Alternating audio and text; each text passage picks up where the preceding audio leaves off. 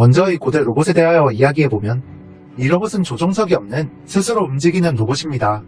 지금까지의 정보들에 근거하여 이 로봇을 추측해보면 조종석이 없는 스스로 움직이는 로봇은 원피스 세계관에 한번 등장한 적이 있습니다.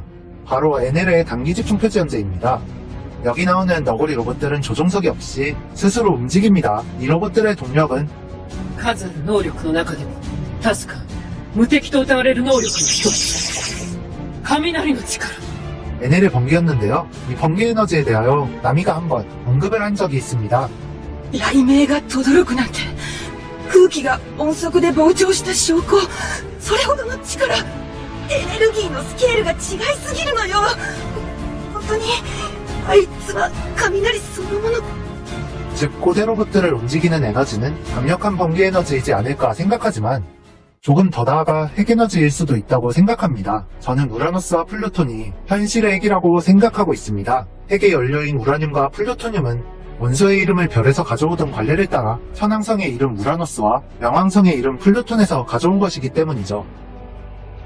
즉 고대 왕국이 현실 세계의 핵분열 같은 거대한 에너지를 다룰 수 있었다면 로봇의 동력도 핵분열 같은 에너지가 아닐까 싶습니다. 재미있게도 번개가 칠 때 핵반응이 일어난다는 것을 2017년 교토대학교 연구진들이 증명했다고 하죠. 그래서 어쩌면 NL같이 강력한 번개 에너지의 힘이나 현실 세계의 핵반응 같은 거대한 힘이 이 로봇을 움직이는 힘이 아닐까 싶고 이 에너지가 베가펑크도 발견하지 못한 에너지라면 지금 기술로는 누구도 고대 로봇을 움직일 수는 없다는 뜻이기에 혹시 NL이 재등장할 수 있는 가능성이 이로 인해 조금은 올라가지 않았나 생각해봅니다.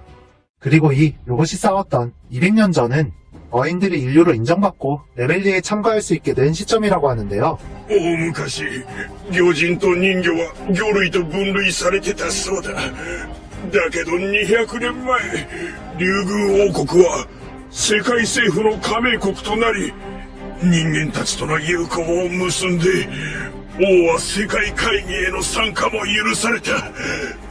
でも、人間たちは魚人を嫌い続けた。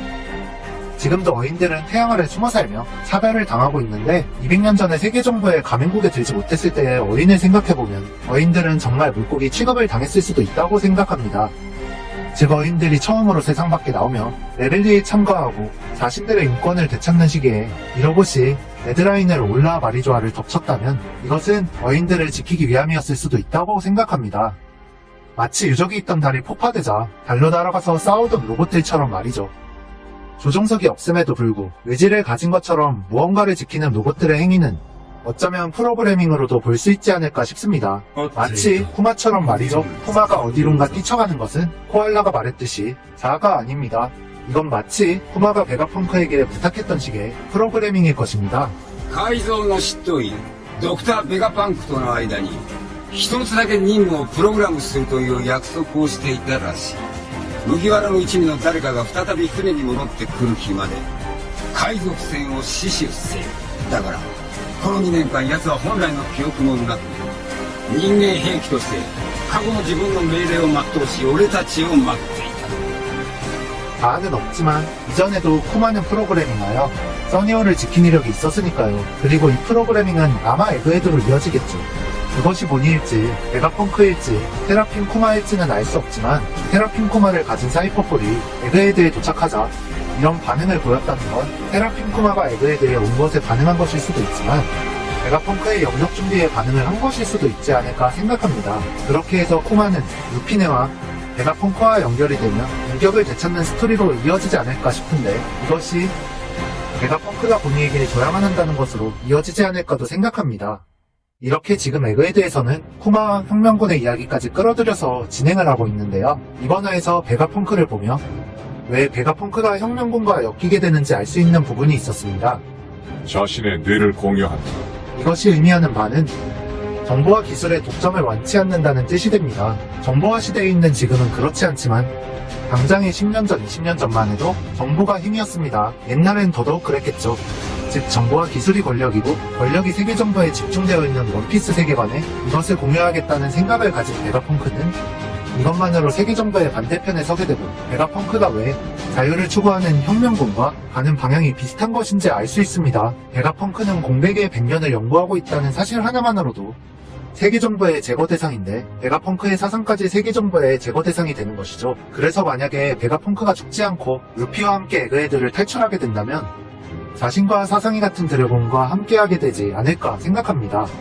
호수를 가득 메운 오하라의 책들을 보고 눈물을 흘리며 공백의 100년의 연구를 계속해와서 그 의지와 연구가 베가펑크에게 있다면 이것은 세계를 바꾸는 데 큰 힘이 될 테니 말이죠. 다음으로 넘어가서 혁명군의 싸움은 지금부터 시작이다.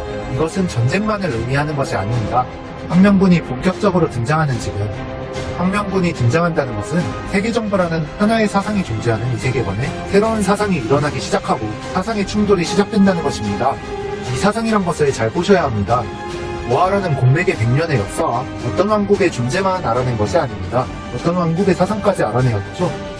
古代兵器は確かに世界を脅かす。だがそれ以上に歴史とともに呼び起こされるその王国の存在と思想こそがお前たち世界政府にとっての脅威なのではないか?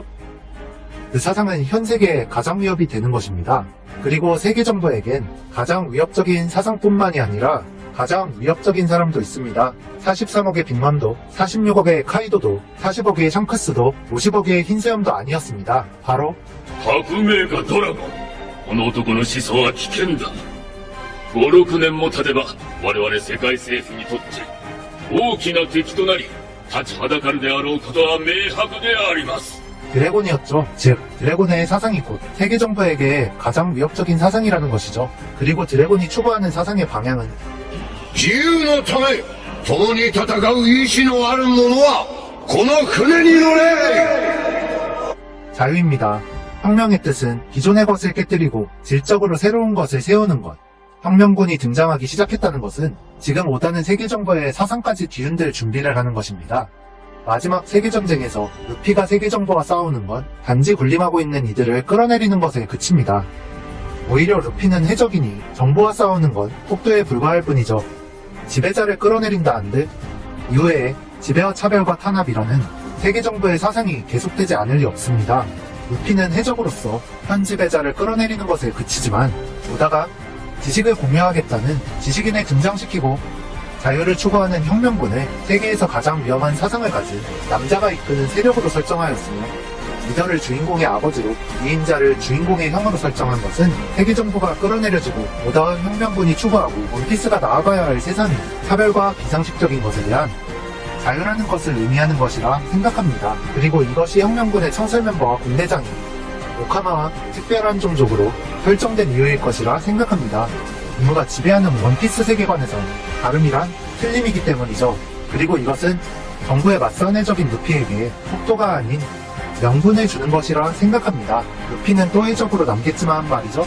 그리고 혁명군이 본격적으로 등장하면서 느낀 건 저는 카리브의 그분이 드래곤일 수도 있겠다라는 생각을 했습니다. 그동안은 카리브의 외모와 행실로 인해 무조건 나쁜 놈이라는 생각을 해왔습니다. 욕망의 항아리라고 생각을 해왔죠. 그런데 생각을 해보면 오다는 카리브에게 이상할 정도로 호의를 베풀었습니다. 어인선과 단기집중 표지 연재부터 와너코니 에그헤드까지 3개의 에피소드에 등장을 시켰죠. 즉 카리브는 어떠한 에피소드에 중요한 연결고리가 될 것이 확실한 상태에서 혁명군이 본격적으로 등장하기 시작한 이 시점에 카리브가 아르헨티나 출신의 혁명가인 세게바라로 묘사된 적이 있었으며 카이도의 지배에 맞서서 카이도의 지역에서 혁명을 했다는 점을 미루어 보아 어쩌면 카리브의 그분은 드래곤이 될 수도 있지 않을까 생각합니다. 카리브의 모티브가 되었던 체게바라의 명언에는 이런 것이 있습니다. 자유를 원하는가? 너의 권리를 찾고 싶은가? 너의 자유와 권리는 너가 투쟁한 만큼만 너에게 주어진다. 이것은 혁명군이 가고자 하는 방향과 일맥상통합니다. さあどうするゴミクズども死ぬか戦うか己の運命を選べヒーローは人事かお前がヒーローかもしれない 즉 혁명군은 너무 멋있고 정의로운 이미지라는 생각 때문에 카리브를 겉으로만 판단한 것이 아닐까라는 생각을 해보고 필름 골드에서는 도박빚에 허덕이는 혁명군 간부가 등장한 적이 있었기에 너무 얘를 나쁘게 본 것만은 아닐까 반성을 해보게 됩니다. 그리고 쿠마가 에그헤드로 향하고 혁명군도 자연스레 에그헤드로 향하게 된다면 이렇게 혁명군과 카리브의 퍼즐이 맞춰질 수도 있지 않을까 생각해봅니다. 혁명군이 등장하는 이 시점에서는 혁명군이 어떤 사상을 가지고 싸우는지가 중요합니다. 혁명군은 이 세계에 물음표를 던지는 세력이니까요.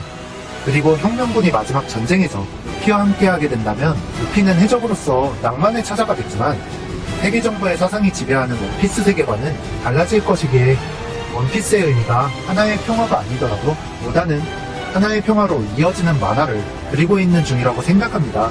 다음 영상에서 만나요. いらぬものを淘汰した世界に幸せなど待ってはいない。いつの日か必ず俺はこの世界を変えてみせる。こんな国にも子供たちは生まれてくるのだ。